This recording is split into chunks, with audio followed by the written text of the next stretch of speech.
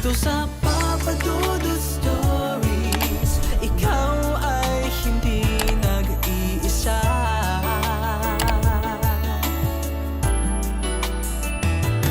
Dito sa Papa Dudut Stories, may nagmamahal sa'yo.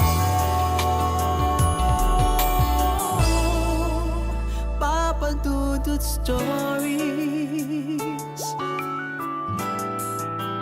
Papa Dudut Stories. Dear Papa Dudut, sa lahat po ng mga nakatutok ngayon, huwag pong kalimutan mag-like, mag-share at mag-subscribe. Maraming salamat po sa inyong lahat.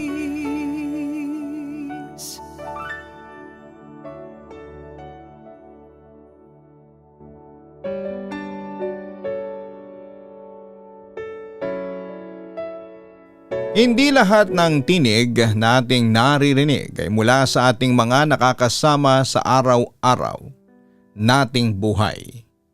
May mga pagkakataon na kahit ang mga nilalang na wala na sa mundong itong ginagalawan natin ay patuloy pa ding bumubulong sa atin upang maibahagi ang kanilang mga nakalimutang kwento.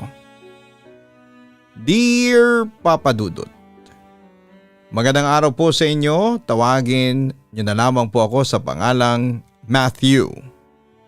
Hindi ko po tunay na pangalan. Isang college student at miyembro ng isang teatro sa aming university na pinapasukan. Hindi ko na po sasabihin kung saan ito for privacy reason ng aming eskwelahan. Naisipan ko lang din pong magpadala ng sulat sa inyong programa dahil sa isang naging kaganapan sa amin na masasabi ko pong hindi namin makakalimutan kahit pa nga siguro'y makatapos na kami. I know na maraming makakarelate sa story kong ito, lalo pa nga at halos lahat na yata ng mga lumang university sa ating bansa ay may kanya-kanya ding mga tinatagong kwento. Ang teatro na aking kinabibilangan ay madalas na magpalabas ng mga palatuntunin na musikal. Hindi naman sa pagmamayabang, pero ang karamihan sa amin ay masasabi ko pong may boses talaga na pwedeng ipambato sa mga competitions, locally and internationally. O hindi ba ang bongga? Proud ako na isa ako sa mga tinutukoy kong karamihan na ito. Todo support naman sa amin ang eskwelahan. Kaya naman kahit medyo may kalumaan na ito ay kumpleto kami sa aming mga kagamitan tulad ng audio system kung saan ay may pang-recording pa just in case na kailanganin naming mag-lip sync. Tulad ng mga lumang establishmento, marami din pong kwentong kababalaghan sa aming paaralan. Lalo na sa aming departamento at sa auditorium kung saan kami madalas mag-practice at magtanghal. Ayon kasi sa ilang mga seniors namin, mahaba na daw ang istorya ng aming samahan.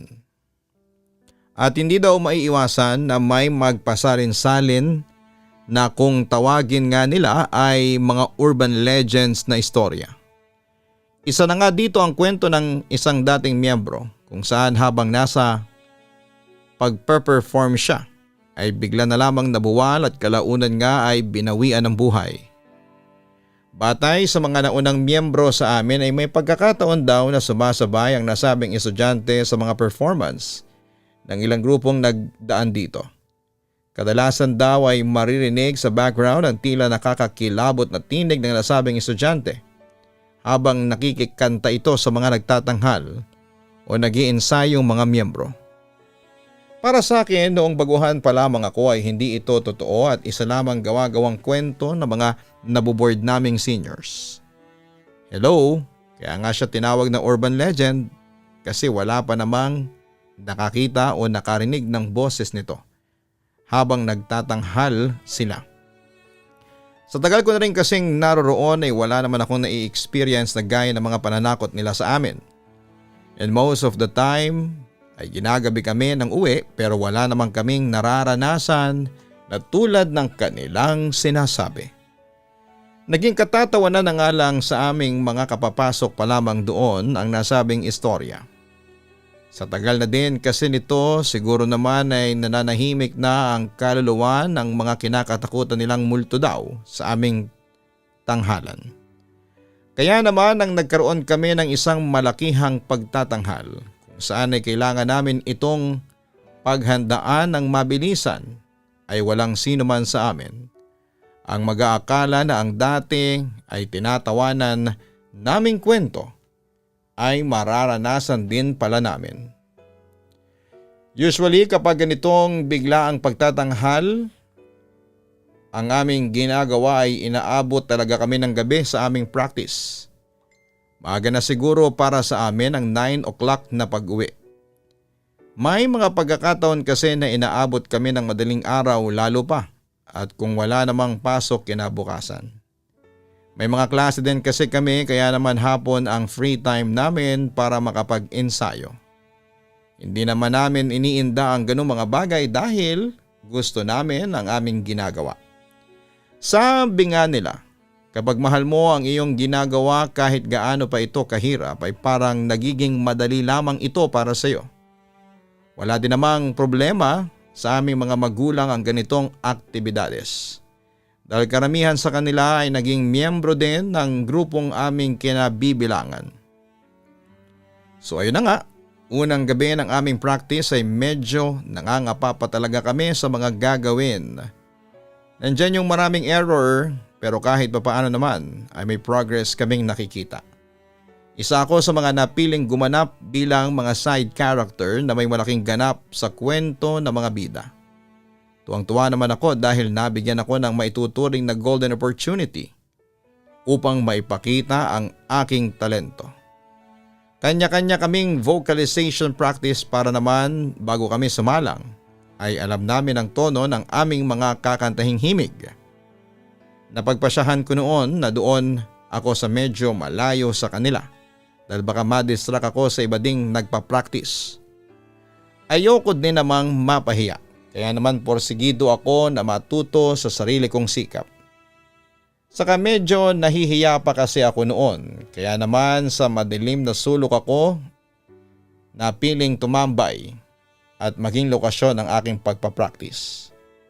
Nagsimula naman agad akong mag-ensayo, todo emote pa ako noon. Marahil ay nakalipas na ang mahigit 20 minuto at napansin ko na may nakaupong isang estudyante sa isang sulok hindi kalayuan sa aking lokasyon. Mukhang nag-iensayo din ito dahil naririnig ko itong nagaham. Ang ipinagtataka ko lang naman sa kanya ay wala siyang hawak na sheet upang sundan. Parang ang weird tuloy ng labas ng boses niya. Hindi ko na sana siya papansinin pero habang nagtatagal kasi ay palakas ang kanyang paghaham kaya naman nadidistract na ako. Nilipat na lamang sana akong muli ng pwesto nang biglang humarap sa akin ang estudyanteng ito. Ang creepy lang kasi nakatingin lang siya sa akin. Yung tingin pa man din niya ay parang tumatagos sa aking kaluluwa. Ako na lamang ang nagtanong dito kung may kailangan ba siya sa akin. Bago ako lumipat ng pwesto, kinilabutan lang naman ako nang bigla itong tumigil sa kanyang ginagawa at ngumisi sa akin sabay umiling ng dahan-dahan. Hindi ko siya namumukhaan at sa pagkakatanda ko ay hindi naman ito kasama sa mga nagpakilala sa amin noon. Matatandaan ko siya panigurado kung nakilala ko na siya dahil kakaiba ang kanyang itsura. Don't get me wrong. Hindi naman sa pagiging judgmental pero ang putla kasi nito na payat pa. Ang mahahaba niyang buhok ay halos sabog-sabog din sa kanyang mukha. Kaya naman mapagkakamalan mo itong hindi nagsusuklay. Nangingitim din ang ilalim ng kanyang mga mata na akala mo ay ilang araw na walang tulog. Kahit naman siguro sino ay matatandaan kung nakilala nila ang ganitong tao dahil sa mga katangian niya. Since umiling naman siya sa akin at mukhang wala itong kailangan ay nagpasya ako na iwanan na lamang ito doon. Naiilang na din kasi ako sa kanya dahil parang ang creepy nitong isa naming kasama. Bumalik na lamang ako sa pakikihalubilo sa maraming tao. Dahil curious ako sa kung sino ang kasama ko doon sa sulok na nagpa-practice ay napatanong tuloy ako sa isa sa mga kasamahan ko kung may kilala o natatandaan ba siyang bagong sali na may ganong mga katangian. Nagtataka na natatawa naman itong tumingin sa akin sabay sabing, anong pinagsasabi mo dyan na may kasama ka doon? Mag-isa ka lang namang nagpunta doon at ikaw lang ang nagpa-practice doon. Wala nang iba. Tumindig po talaga ang mga balahibo ko pagkarinig ko ng sinabing yon ng aking kasamahan. Nagpasama pa ako sa kanya doon sa pwestong pinanggalingan ko upang i-check at ipakita na din sa kanya na may kasama ako doon kanina. Ngunit pagdating namin dito ay walang bakas na may ibang naroroon. Isang madilim at walang katao-taong lugar ang aming naabutan. Tumingin pa rin sa akin ang aking kasamahan na parang sinasabi na wala kang kasama. Nanlamig ang buong katawan ko noon, Papa Dudut. Kung walang nakita ang mga ito nakasabay kong nag-iensayo doon, sino pala yung nakita kong estudyante doon? Dahil sa pangyayaring yon ay parang hindi tuloy ako nakapag-focus sa aking ginagawa. Mabuti na lamang at kahit papaano ay hindi pa ako masyadong ipinasok sa mga eksena kaya hindi nahalata ng aking mga kagrupo ang lutang kong estado. Hanggang sa matapos ang unang gabi ng pagsasanay na yon at nakauwi na ako ay hindi pa din ito nawawala sa aking isipan. Naiwan sa akin ang katanungang kung sino ang individual na yon. Ilang araw na pagsasanay pa ang lumipas at hindi ko naman na muling naranasan pa ang ganong kakaibang kaganapan. Habang nag-iensayo kami, napaisip tuloy ako kung may nang titrip lang ba sa akin na kasamahan ko sa teatro. Nagpasya akong kalimutan na yon at ituon na lamang ang aking pansin sa aming pagtatanghal. Hindi ko alam ng mga oras na yon pala ay hindi lamang ako ang nakaranas ng ganong kahiwagaan habang nag-iensayo. Nalaman ko na lamang ito nang minsang takot na nagkwento ang isa sa aming kasamahan na noong nagtungo daw siya sa comfort room ay may nakasabay siyang babae. Batay sa description na ibinigay niya ay tumutugma ito sa babaeng nakita ko noon habang ako ay nagpa-practice. Pagpasok daw niya ay naroroon na ito. Nakatayo lamang sa gitna ng banyo. Tahimik lang daw ito at tila may hinihintay. Sa pag-aakalang may kasama ito na nasa loob ng cubicle ay hindi niya ito pinansin kahit na medyo may pagka-weird ang itsura nito. Nasa kalagitnaan daw siya ng kanyang ginagawa nang bigla siyang makarinig ng kumakanta sa may bandang uluhan niya, Papa Dudut. Nasa tono naman daw ito at ang totoo pa nga daw niyan ay maganda ang boses nito pero parang ang lalim lang daw masyado na akala mo'y galing sa ilalim ng lupa. Hindi daw niya naiwasang mapatingala upang tingnan kung bakit doon niya ito naririnig. Pero nagkamali daw siya ng desisyon dahil pagkaangat ng kanyang ulo ay nakita niya ang nakangiti at nakasilip na mukha ng babaeng kanina lamang ay nakatayo sa labas. Sa lapad daw ng pagkakangiti nito ay parang mapupunit na ang mga labi nito. Dumagdag pa daw sa nakakakilabot na itsura nito ay ang maputlang kompleksyon niya at ang malalaki at bilugang mata nito na nangingitim ang paligid. Hindi daw siya makasigaw dahil parang umurong ang kanyang dila sa sobrang gulat at takot. Dali-dali siyang nanakbo palabas at hindi na nilingon ang nasabing babae na kanyang nakita. Dahil sa kanyang sinalaysay ay napuno ng takot ang buong lugar na yon. Marami sa mga kababaihang kasama namin ang tila natakot na din tuloy gumamit ng comfort room na yon. Ilan naman sa aming kasamahang mga kalalakihan ang nagtanong na baka naman nakapatong lang sa bowl ang babaeng yon at tinatakot lang kami dahil nga gabi na din. Ngunit ayon sa kasamahan namin na nakaranas ng kababalaghang ito ay nasa gitnang bahagi na kasilip ang babaeng yon. Wala itong mapapatungan sa part na yon ng kanilang comfort room upang mapatunayan ang kanilang sinasabi. ay isinama pa kami nito doon upang makita namin ang itsura ng loob ng cubicle nila. Tulad nga ng kanyang sinabi, walang maaaring tungtungan ang nilalang na kanyang nakita. Masyadong malayo ang pwesto nito sa bowl sa sinasabi nitong kinalalagyan ng babae. Dahil hindi na nga din maganda ang vibes, nang gabing yon ay nagpasya ang aming leader na magsiuwian na kami.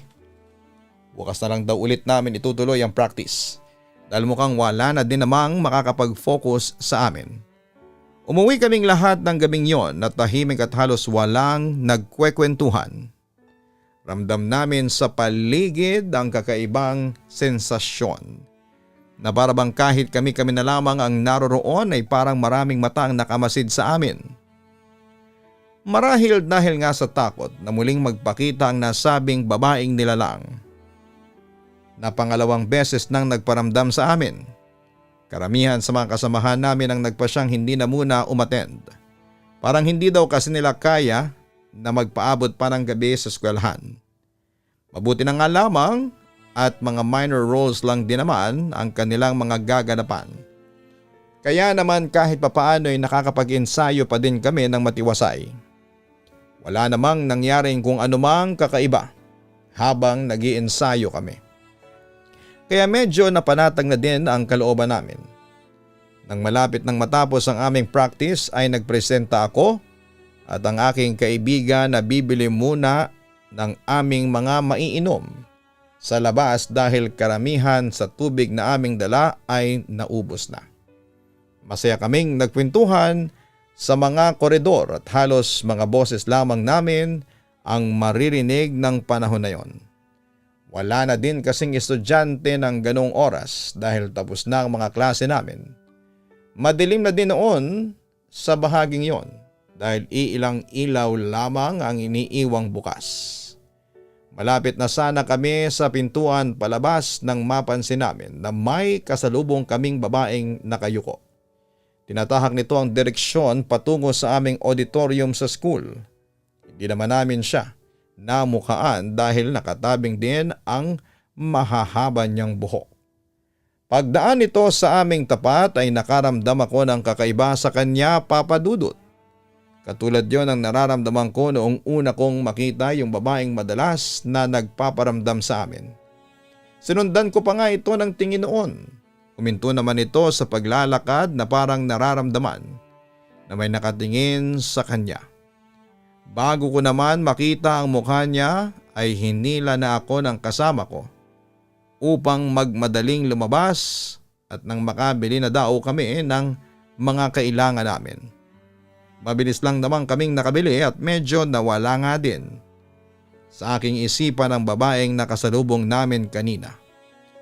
Pagdating namin sa koridor ay medyo nag-adjust pa ang aking mata sa dilim. Naramdaman ko naman ang mahigpit na kapit sa akin ng aking kasama.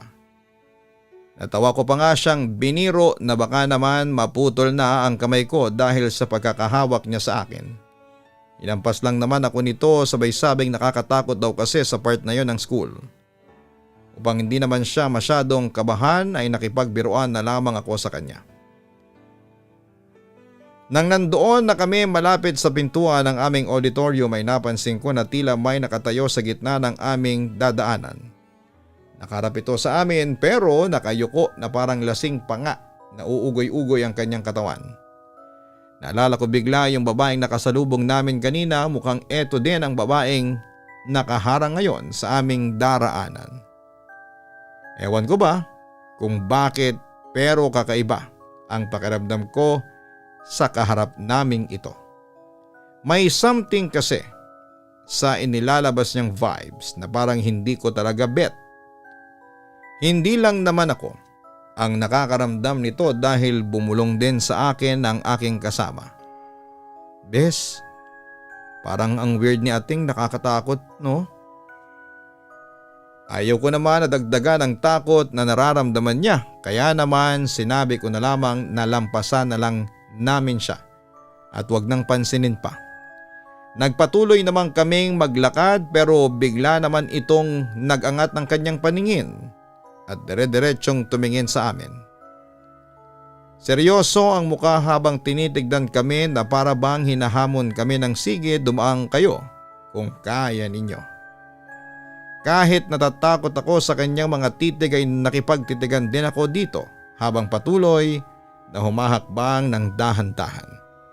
Halos hila-hila ko na lang ang nanginginig kong kasama. Nang malapit na kami sa kanya ay parang gusto ko na ding manginig sa takot dahil bigla itong ngumiti sa amin.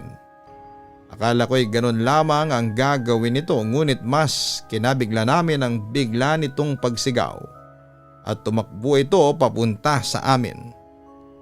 Dito na kami napatili ng malakas sabay takbo, pabalik sa aming pinanggalingan. Naririnig kong umiiyak na ang aking kasama habang nananakbo kami dahil tila isang baliw ang humahabol sa amin. Kahit naririnig namin ang malakas na tawa nito na parang tuwang-tuwa ito sa ginagawang pananakot sa amin ay hindi talaga kami lumingon. Awa kamay kaming mabilis na tumakbong palayo dito. Paliko na sana kami sa direksyon ng pintuan palabas nang masalubong namin si Kuya Guard na parang natataranta din. Agad naman kaming nagtago sa kanyang likuran sabay hingi ng tulong dito. Ngunit pagtingin namin ay wala na sa aming likuran ang kanina lamang ay baliw na babaeng humahabol sa amin. Nagtataka naman itong tumingin sa amin. Ano raw ba ang problema namin at hanggang doon sa kanyang pwesto ay rinig na rinig niya ang aming tili. Tinuro naman namin ang madilim na bahagi ng koridor at sinabi ditong may humahabol kasi sa aming babaeng baliw. Inilawan nito ang aming pinanggalingan ngunit walang bakas ng kahit na sino dito. Nagkatinginan kami ng aking kasama dahil imposibleng makapagtago ang babaeng yon dahil sa koridor na yon ay wala namang mga room at kung meron man ay nakalak na ito dahil wala naman ang mga estudyanteng nagkaklase. Sa takot na muli itong magpakita ay pinagpilitan talaga namin na may humabol talaga sa amin kanina. Tinanong pa namin si Kuya kung hindi ba niya narinig ang sigaw nito. Sinagot naman niya kami na tanging mga sigaw lang daw naming dalawa ang kanyang narinig. Pero para makasigurado daw ay maglilibot siya sa paligid ng auditorium upang tignan kung totoo ngang may nakapasok na hindi otorisadong tao dito. Bago naman siya maglibot ay nagpahatid kami sa kanya sa auditorium dahil natatakot pa din kami sa posibleng paglitaw nito. Pagdating namin doon ay takang-taka pa ang aming mga kasamahan dahil bakit daw kami nagsisisigaw sa labas. Sinilip daw nila kami upang tignan kung ano ang nangyayari pero ang tanging nakita lamang daw nila ay ang pagtakbo naming palayo doon. Doon ay muling naiyak ang aking kasama at nagtanong-tanong kung sino ang babaeng baliw na humahabol sa amin at bakit hindi ito nakikita ng iba. Tinignan lang naman kami ng aming mga kasamahan na parang naguguluhan sa sinasabi naming dalawa. Sakto naman na bumalik si Kuya Guard sa auditorium at sinabi sa amin na nilibot na nga niya ang paligid ng lugar ngunit wala siyang nakita na kahit na sinong babae gaya ng sinasabi namin sa kanya. Hindi ko alam ang iisipin ng mga oras na yon. Gulong-gulo ang aking isipan sa mga naganap sa amin. Nahalata naman ang aming leader na tila wala na kami sa sarili ng aking kaibigan. Kaya naman nag-utos na ito na mag-pack up na kami. Sinabi din niya na simula bukas ay hindi na kami magpapaabot ng gabi doon at mag-iensayo na lamang habang marami pang estudyante sa aming university. Kinatuwa naman ang karamihan ng sinabi niyang yon dahil siguradong pati daw ang iba naming kasamahan na wala doon ay paniguradong dadalo na rin. Simula naman nang hindi na kami nagpaabot ng gabi doon. Kapag nagpa-practice ay hindi naman na namin naranasan pa na makita ang babaeng yon. Doon nabuo sa aking isipan na ang babaeng yon ay wala na sa ating mundo. At posibleng kaluluwa ito ng napapabalitang estudyanteng nagpapakita doon. Akala ko talaga ay urban legend lamang ito at gawa-gawa lamang ng mga dating miyembro Kaya hindi ko talaga inaasahan na mangyayari sa amin ang nooy akala namin ay kwento lamang. Kahit pa nga sabihin na hindi na ito nagpaparamdam sa amin ay hindi pa din nawala sa aming isipan ang lahat ng aming naranasan. Ipinagpapasalamat na lang namin talaga na hindi na kami inaabot pa ng gabi doon dahil mukhang ganong oras lamang ito nagpapakita. Sa mga sumunod na araw ay nakapag-practice na kami ng maayos dahil wala na ang agam-agam sa amin. Gayon din ang takot na baka may magpakitang kung ano sa amin. Kaya naman ang dumating ang general practice namin ay halos nagkatuwaan na kami. Dito na rin kami nagsimulang mag-record ng mga kantang maaaring lip sync na lamang. Unang nag-record ang bida sa aming musical play. Papikit-pikit pa kami habang nakikinig sa kanya na nagre-record. Nasa likuran lang naman niya kami at tahimik lamang na nakikinig upang hindi kami makagulo sa kanyang ginagawa. Hindi pa man siya nakakakalahati sa kanyang kinakanta ay pinatigil siyang bigla ng aming nagsisilbing direktor. Naiinis itong tumingin sa aming mga nasa likuran lalo na sa mga babaeng miyembro namin. Lumapit naman sa kanya ang aming leader at nagtanong kung ano ang problema. Parang lahat kami ay nagulat nang sumagot ito na may makulit daw na sumasabay sa aming lead actress habang kumakanta siya. Nakakagulo daw ang boses dahil hindi ito tugma at masyadong malalim. Napakunot naman kami ng noo sa sinabing ito. Ang mga girls naman ay pinagpilitan na walang sumasabay na kahit na sino sa kanila at tahimik lamang silang nakikinig doon. Pinatutuhanan naman namin ang sinasabi nila dahil kung may sasabay man sa kanila ay maririnig din namin ito. Napabuntong hininga na lamang ito bago muling pinaulit na lamang ang aming lead actress sa kanyang pagkanta. Ngunit tulad noong una, halos pa-chorus na sana ang kanyang awitin, ay pinatigil siyang muli ng aming direktor. Napapakamot ito sa ulo na nagsasabing umamin na daw sa mga kasama naming babae kung sino yung sumasabay sa kanta para matapos na daw kami. Napansin naman namin ng aming leader na naiinis na rin ang mga kasama naming kababaihan sa sinasabi ng direktor namin kaya naman nagpasya kami na kausapin ito. Lumapit kami sa kanya at sinabing wala talagang sumasabay na kahit na sino dahil wala namang kaming naririnig na nagsasalita o naghahaman lang sa mga katabi namin. Upang makasigurado ay sinabi namin na palalabasin namin ang mga kasama naming babae upang matapos na din kami at wala nang gulo pang mangyari.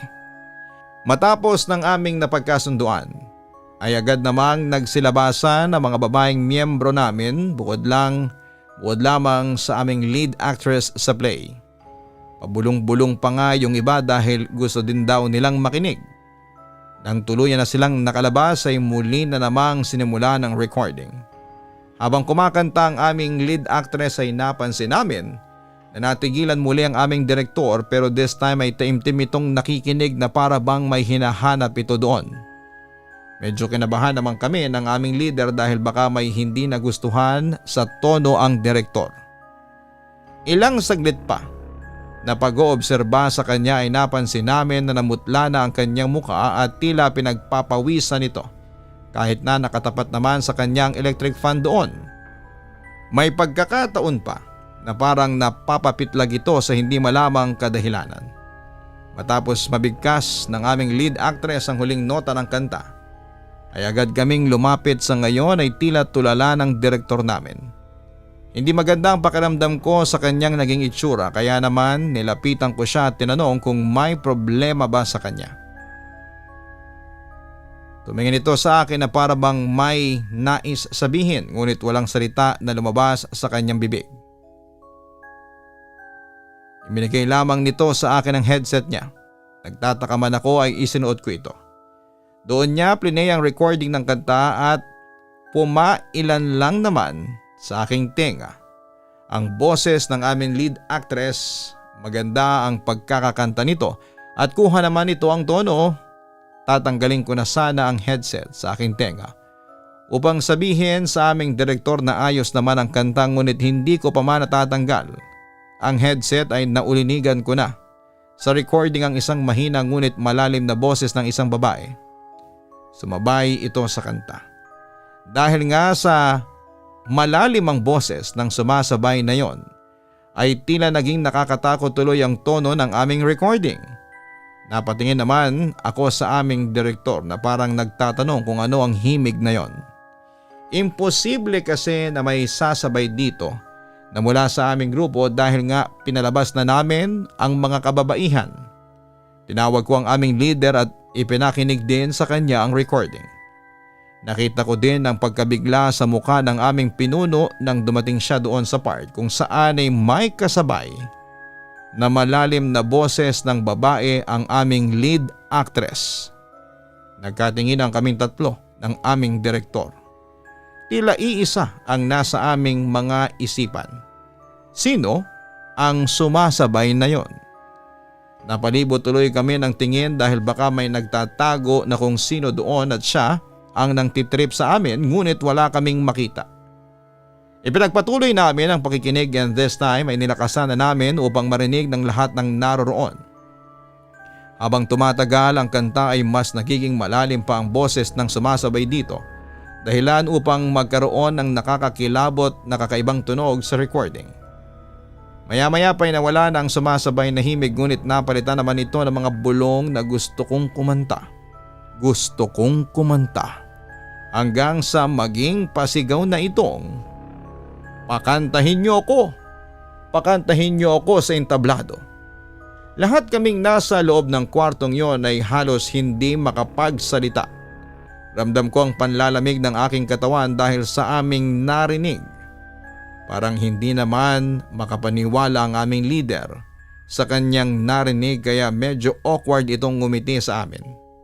Pinatawag din niya ang mga babaeng performers upang sabihin na hindi na kami magre-recording. Live na kanta na lang daw ang gagawin noong merong mga part na kailangan nilang umawi. Para makasigurado na makukuha namin at magagampanan ng maayos ang aming mga role ay sabay-sabay kaming nagsipag-awit. Wala namang naging kakaiba dito noong una ngunit habang nagtatagal ay napapansin namin na may hindi tumutugma sa aming blending. Merong isa sa amin na tila mas nangingibabaw ang malalim na boses.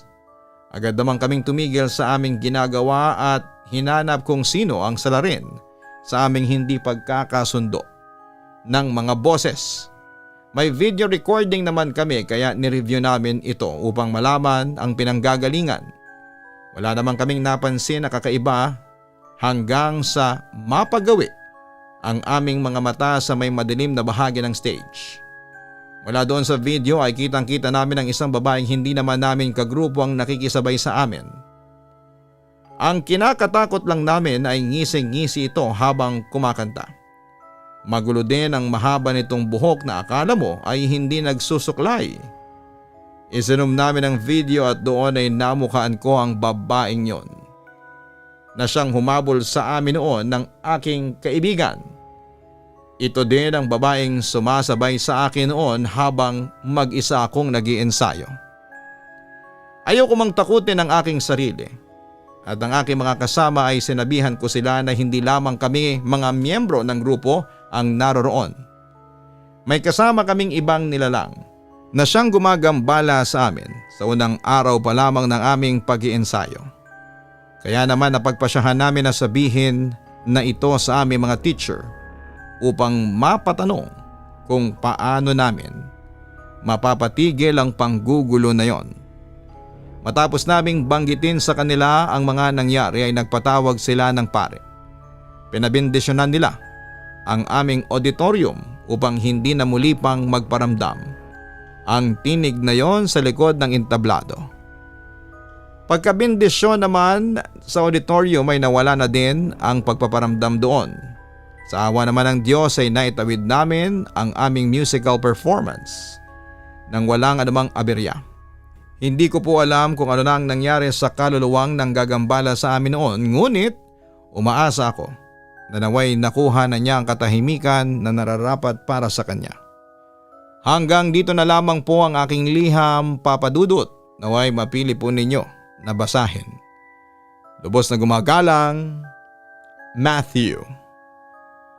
Kapag ang isang nilalang ay may hindi natapos na gawain sa kanyang buhay bago siya pumanaw, sinasabing kalimitan ay nananatili ang kanilang kaluluwa sa lugar kung saan sila nasawi. Minsan ay upang makita lamang ang kalagayan ng kanilang mga mahal sa buhay, ngunit may mga pagkakataon na hindi sila makaalis dahil gusto nilang gawin ang hindi pa nila natatapos na gawain. Kahit pa nga minsan ay kahulugan nito ay gumagawa sila ng mga bagay na maaaring makapagpagambala sa iba. Lagi nating tandaan na sa mga lugar na ating pinupuntahan o kinakalagyan ay may posibilidad na may isang hindi nakikitang nilalang na lagi lamang nakabantay. Suportahan ang Kaistorya YouTube channel para sa horror stories na aming ina-upload tuwing gabi. Manood din ang Papa Dudut Family YouTube channel. Ang link po niyan ay nasa homepage po mismo ng channel na ito. Sino po sa inyo ang mga nakasubscribe na sa iba naming channel? Maraming salamat po sa inyo.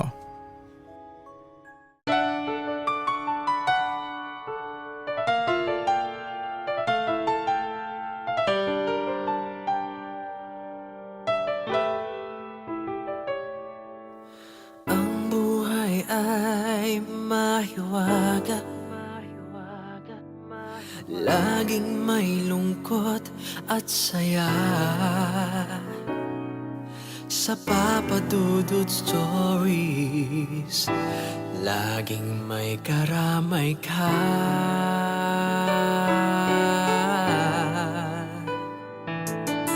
Mga problemang kaibigan, dito ay pakikinggan ka.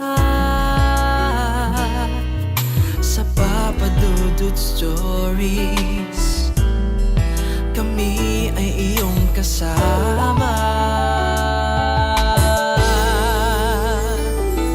Dito sa Papa Dudut Stories, ikaw ay hindi nag-iisa.